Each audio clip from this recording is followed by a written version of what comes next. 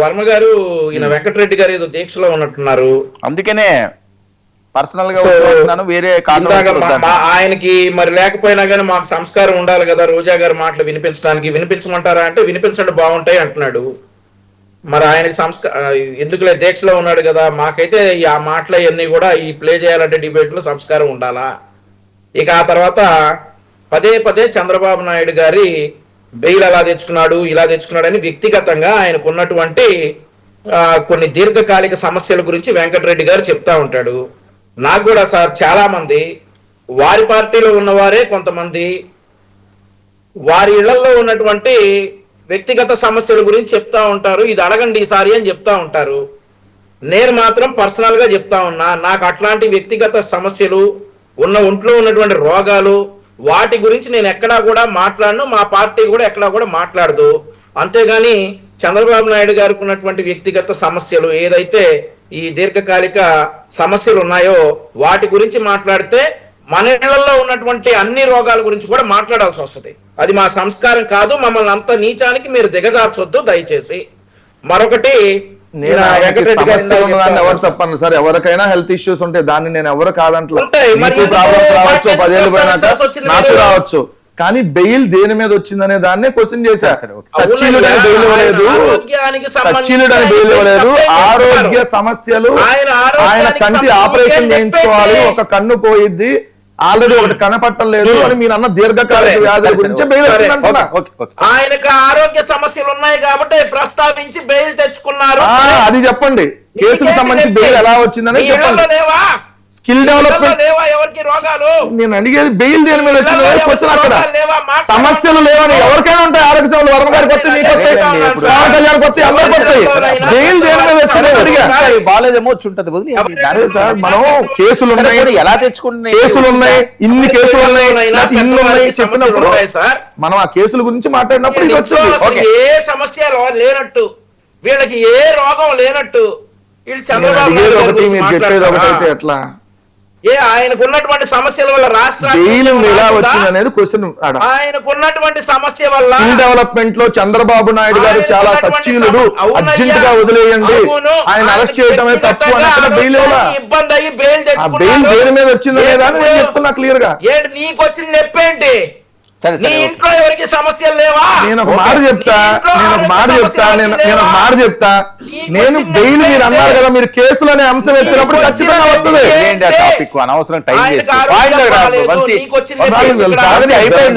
నీకు వచ్చిన నొప్పేంటి? చంద్రబాబు నాయుడు గారికి నొప్పులు ఉంటే నాకెందుకు వస్తుంది? సరే వంశీ, టైం వేస్ట్. ఇప్పుడు అది డిబేట్ పాయింట్ అవసరమైన సేపు అయిపోయింది, చెప్పారు కదా. ఇప్పుడు ఆయన ఆరోగ్యం గురించి సరే, అందుకని మీరు మాట్లాడారు కదా, అయిపోయింది. ఎంత దూరం తీసుకెళ్తాం దాన్ని? సంవత్సరాల వ్యక్తి ఆరోగ్యం గురించి మాట్లాడుతున్నప్పుడు why don't you talk? Is that a debate point? సరే అయిపోయింది కదా, టాపిక్ అయిపోయింది, రండి పాయింట్ లోకి రండి. అయిపోతే వదిలేయాలా? ఏం చేస్తారు? మాట్లాడినప్పుడల్లా మేము వదిలేస్తా ఉండాలా? ఇదే సరే, మీరు మాట్లాడారు కదా, ఎలా చేసాం, ఇంకా అదే పట్టు కూర్చుంటే అవ్వదు కదా డిబేట్. అంతే కాదు, ఇదే పాయింట్ మీ దగ్గర ఉంది, ఇదే మాట్లాడదాం. ఆరోగ్య సమస్యలు మరొకసారి చెప్తా ఉన్నా, ఒక్క నిమిషం నాకు టైం ఇవ్వండి. చంద్రబాబు నాయుడు గారు ఆరోగ్య సమస్యల గురించి మాట్లాడేటప్పుడు మనం ఎలా ఉన్నాం అనేది ఒకసారి చూసుకోండి. మొన్న కింద పడబోయాడు, మరి కళ్ళు తిరిగి పడబోయాడు, ఎలా పడబోయాడు జగన్మోహన్ రెడ్డి. ఆయన ఆరోగ్యం సంగతి ముందు చూసుకోండి. ఎలా పడబోయాడు? సరే ఓకే.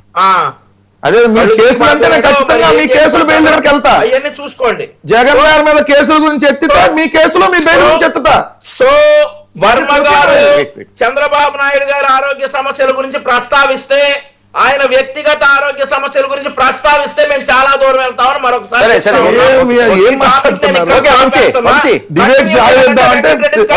హలోపతి దగ్గర నుంచి వెళ్దాం. వంశీ దాని కాదు కదా. సరే వంశీ వెళ్దామా? వంశీ మీరు కేసులు, తల్లి చెల్లి కేసులు ఇట్లాంటివి వస్తే నేను మళ్ళీ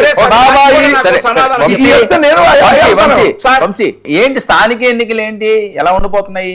మొత్తం అంతా యాప్ అంటున్నారు, సిద్ధం అంటున్నారు, జనసేన ఇది అది ఎలా పంచుకుంటారు ఏంటి? ఆల్రెడీ గ్రౌండ్ లో గందరగోళం అవుతున్నదట, నిజమా? ఆగస్టు 2025లో జరిగాయి సార్ పులివెందుల, ఒంటిమిట్ట జడ్పీటీసీ. అవే అలాగే ఉండిపోతాయి. అలాగే డిపాజిట్లు రాకుండా వైఎస్ఆర్ కాంగ్రెస్ పార్టీ ఓడిపోబోతోంది. మరొకటి ఏంటంటే మేము ముందే చెప్పాం మా విగన్ అమరావతి 2029 అని జగన్మోహన్ రెడ్డి అన్నాడు. అప్పటి వరకు అవసరం లేదు, మరి ఇందులోనే చూసుకుందాం అని చెప్పి మేము కూడా అన్నాం. సో ఈ స్థానిక సంస్థల ఎన్నికలు కావచ్చు ఏదైనా కానీ మరింత వైఎస్ఆర్ కాంగ్రెస్ పార్టీ వీక్ అవుతుందే కానీ స్ట్రెంగ్ అయితే అవ్వలేదు. సో కూటమి మధ్య ఏమన్నా ఉందా అని, ఎందుకంటే నిన్నటి నుంచి చూస్తున్నారా బాగా వైరల్ అవుతున్నాయి చాలా వీడియోలు అన్ని కూడా, ఎంత ఎవరికి ఏమి ఇస్తారు, ఏం షేరింగ్, ఎవరికి ఏమి ఇవ్వాలి, ఇలాంటివన్నీ కూడా. అవన్నీ మా ఇంటర్నల్ వ్యవహారాలు సార్, మా అధినేతలు చూసుకుంటారు డెఫినెట్ గా. అది ఏమైనా ఆ డిస్టర్బెన్స్ ఏమైనా కనిపిస్తుందా అని, నేను దాని గురించి చెప్పట్లేదు ఎవరెంతగా ఇస్తారని మిమ్మల్ని, అది ఏమైనా కనిపిస్తుందా అని. డిస్టర్బెన్స్ ఎందుకు ఉంటాయి సార్, మేము చాలా బ్రహ్మాండంగా ఉన్నాం. ఓకే, 3 పార్టీలు ఒక అండర్స్టాండింగ్ వచ్చేసి సీట్ షేర్ చేసుకుంటాం, అలాగే గెలుస్తాం. అలాగే గెలుస్తాం సార్. ఒకటి ఇంకోటి అయిపోలేదు సార్. ఈయన వెంకటరెడ్డి గారు మరి ప్రతిసారి తల్లి చెల్లి ఇలా తీసుకురాకుండా మీరు ఉండరా బాబాయ్ అని మీరు ఈయన అంటా ఉంటారు. కరెక్టే, తల్లి చెల్లి బాబాయ్ తీసుకురాకుండా మేము ఎందుకు ఉండమంటే, అదేదైనా సాధారణంగా ఎవడైనా గన్నారావు ఎవడో సుబ్బారావు అప్పారావు కుటుంబం అనుకోండి ఏదో పల్లెటూరులో, మేము కూడా పెద్ద పట్టించుకోం. కానీ ఈయన రాష్ట్ర ముఖ్యమంత్రిగా 5 సంవత్సరాలు చేసి మళ్ళీ నాకు 40% ఓటింగ్ ఉంది 2029లో నేనే గెలుస్తా అంటున్నాడు. కాబట్టి నువ్వు ముందు తల్లికి చెల్లికి న్యాయం చేయి, గెలుద్దు. ఇంట్లో బాబాయ్ని మరి ఎవరు చంపారో మీరు 5 సంవత్సరాలు తాత్సారం చేశారు కదా, సిబిఐ తేల్స్తుంది, దానికి సిద్ధంగా ఉండండి, మాట్లాడడం. తల్లికి చెల్లికి న్యాయం చేయండి. అవును, మాజీ ముఖ్యమంత్రి ఇంట్లోనే న్యాయం చేశాడు, బయట కూడా చేస్తాడు అని ఇప్పుడు మేము అంటాం.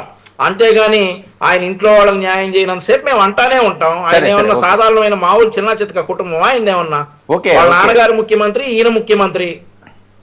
డెఫినెట్లీ మాట్లాడతాం. మాట్లాడుతానికి అయ్యో అవి మాట్లాడద్దు అయిపోయి అంటా ఉంటారు, ఎలా అంటారు అది?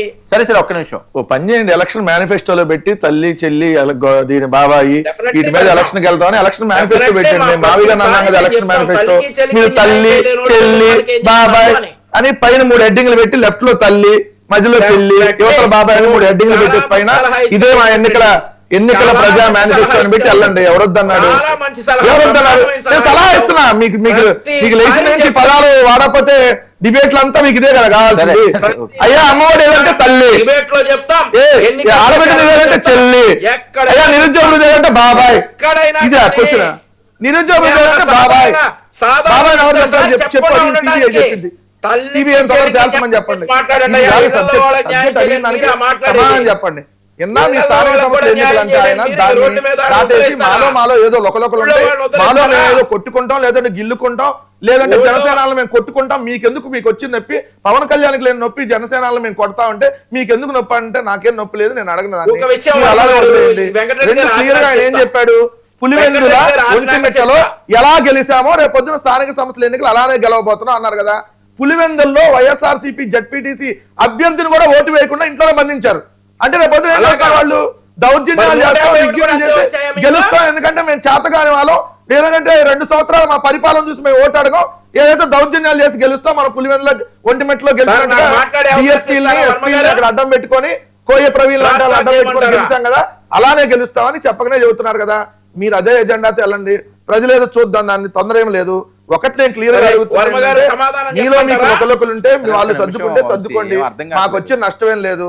జనసేన వాళ్ళు ఏమడిగినా 15% కాదు 5% ఇచ్చినా పర్లేదని వాళ్ళు అంటారు. ఇప్పుడు నేను పొద్దున పేపర్లో చూస్తే 80% తెలుగుదేశం వాళ్ళు పోటీ చేస్తారు, 15% జనసేన, 5% బీజేపీ వాళ్ళు పోటీ చేస్తామని లోకేష్ గారు స్టేట్మెంట్ ఇచ్చారు.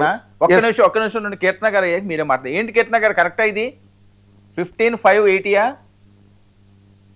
ఒక పేపర్ ఆర్టికల్ ని బేస్ చేసుకొని లోకేష్ గారు స్టేట్మెంట్ అమ్మ, పేపర్ ఆర్టికల్ కాదు.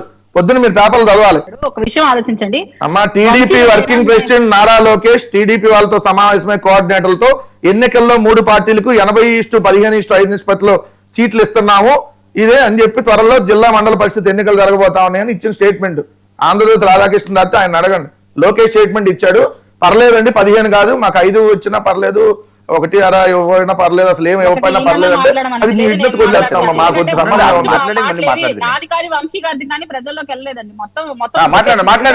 మాట్లాడండి. ఒకటి వినండి వెంకటరెడ్డి గారు, పార్టీ ఇంటర్నల్ విషయాల గురించి మీరు ప్రస్తావించి మాట్లాడతానంటే నేనైనా వంశీ గారైనా ఇంకా మీకు ఎట్లా మాట్లాడతారు? మా పార్టీలో ఎవరైనా మాట్లాడితే మీరు మాట్లాడి డిబేట్లు పెట్టలేదా? మేము అడగకూడదు అంటే ఎట్లా? మందాకు వచ్చినప్పుడు ఎట్లా కుదిరిద్ది? సరేనండి, ఇది రేషియో ఇదేంటి కాదండి వర్మ గారు, ఇప్పుడు మా పార్టీలో ఎవరైనా ఒకళ్ళు వచ్చి బయటకు వచ్చి మాట్లాడితే అది ఇంటర్నల్ ఇష్యూ చేస్తే టైం సరిపోదు. ఇంకా మీ ఇద్దరు కూర్చొని మాట్లాడుకోండి, వర్మ గారు అండ్ వెంకటరెడ్డి గారు మాట్లాడుకోండి. ఇంటర్నల్ ఇష్యూ వెయిట్ కేతన గారు ఏంటి లోకల్ బాడీ ఎన్నికలు ఏంటి మీ ప్రణాళికలు ఏంటి? సార్ నాదన్న మనోహర్ గారు ఏం చెప్పారు సార్, అది తీసుకోమనండి. బహిరంగంగా వచ్చి ఏం మాట్లాడారు? అవును, ఏం మాట్లాడారు ఆయన? సరే ఒక నిమిషం అండి, ప్రతిదానికి ఎందుకు మీరు అడగరు? 5 నిమిషాలు డిబేట్ చెప్పనివ్వండి. ఫోన్ లో మాట్లాడుకో. ఏం మాట్లాడారండి?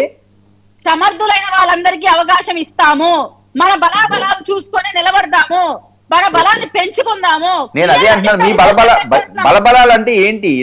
ఎన్ని ఉండే అవకాశం ఉంది? ఎంత బలం ఉంది? ఇప్పుడే అది డిక్లేర్ చేయరు కదా సార్, ఇంకా టైం ఉంది కదా. బహిర్గతం చేస్తాం, అదేగా చెప్పగలుగుతాం. జగన్మోహన్ రెడ్డి గారు జిల్లాకు వచ్చి 1-2 ఇస్తారు కదా. జగన్మోహన్ రెడ్డి గారి కార్యాచరణ చెప్పండి. మేము అన్ని స్థానాల్లో సింగిల్ గానే పోటీ చేస్తాం. చెప్తారు కానీ టైం వేస్ట్ కదా.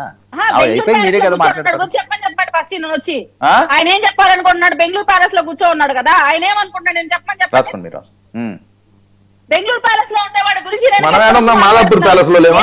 తల్లి చెల్లి పెళ్ళామంట. అవును, మీరు న్యాయం చేయకపోతే మాట్లాడతారు. కుటుంబంలో ఉన్న ఆడవాళ్ళకి న్యాయం చేయడం, బయట వచ్చే ఆడవాళ్ళకి న్యాయం. సరే అమ్మా, ముందు నేను 2 వాళ్ళకి న్యాయం 1 వాళ్ళకి న్యాయం అడగట్లేదు కదా. నెక్స్ట్ వాళ్ళు న్యాయాలు అడుగుతున్నారు. రాసుకోండి. నన్ను ఇక్కడ చేయకండి. మొత్తం అంతా ప్రతిదానికి మీరు అడ్డుపడి అడుగుతారండి. యాప్ గురించి మీరు మాట్లాడే మాటలకి ఏమైనా సంబంధం ఉందా? యాప్ ఏంటి అని అడిగారు వర్మ గారు, దానికి మీరు ఏం చెప్పాలి? ఒకడు వచ్చి రప్ప అని గొడ్డలు చూపించి ఇంకా 3 ఏళ్ళు నరుక్కుంటూ పోతామని వీడియోలు చేస్తున్నాడు. నేను మీకు పంపిస్తాను వర్మ గారు. అటువంటి యాప్లు, అటువంటి మీ ప్లాన్ ఏంటి? లోకల్ బాడీ సార్, మేము లోకల్ బాడీ ఎలక్షన్స్ లో అన్ని సీట్లలో పోటీ చేస్తున్నాం. మెజారిటీ స్థానాలు మేము గెలుస్తాం ఈసారి. సో ఇది మా ఎజెండా. వాళ్ళ ఎజెండా ఏందో చెప్పమనండి. మా 2 సంవత్సరాల పరిపాలన చూసి ఓటు అడిగి ఇదిగోండి వాళ్ళు 10వ పరక అయితే మేము తీసుకుంటాం. నిన్న నాదెండ్ల మనోహర్ గారు అదే చెప్పారు.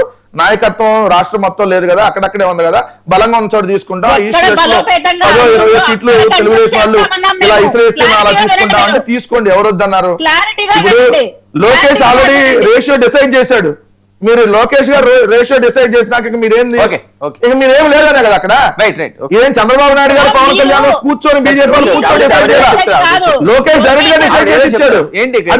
అది మనం మీరేం లోకేష్ గారు, పవన్ కళ్యాణ్ గారు, చంద్రబాబు నాయుడు గారు కంప్లీట్ గా మాట్లాడిన ఒక విషయం బయట వస్తే మనం మాట్లాడాలి. ఏదో వాళ్ళ ఇంటర్నల్ మీట్ లో అది ఇంటర్నల్ మీట్ ఏంటండి? లోకేష్ మాట్లాడితే ఇంటర్నల్ మీట్ ఏంది? లోకేష్ మాట్లాడితే ఇంటర్నల్ మీట్ ఏంది? విషయం బయటకు వస్తుంది. లోకేష్ మీకు 15% పడేస్తామంటే ఇంటర్నల్ మీట్ ఏంది? అవునండి, బాగా ఇంటర్నల్ విషయం మీరు ఎలా చెప్పగలుగుతారు? అదే నేను అదే అంటున్నాను. 15 అవసరం లేదు సార్, 5 చాలు. లోకేష్ గారు మీరు ఎక్కువ ఆలోచిస్తున్నారు వాళ్ళ గురించి. వాళ్ళకి 5 ఇచ్చినా వాళ్ళు ఉంటారని అంటున్నారు వీళ్ళు. మరి మీరు 15 దాకా వెళ్ళారు. సరే ఓకే అదే మేము చెబుతుంది. బీజేపీకి 2%, సరే 3% ఇద్దరు. Thank you so much Venkatareddy గారు. Thank you Keerthana.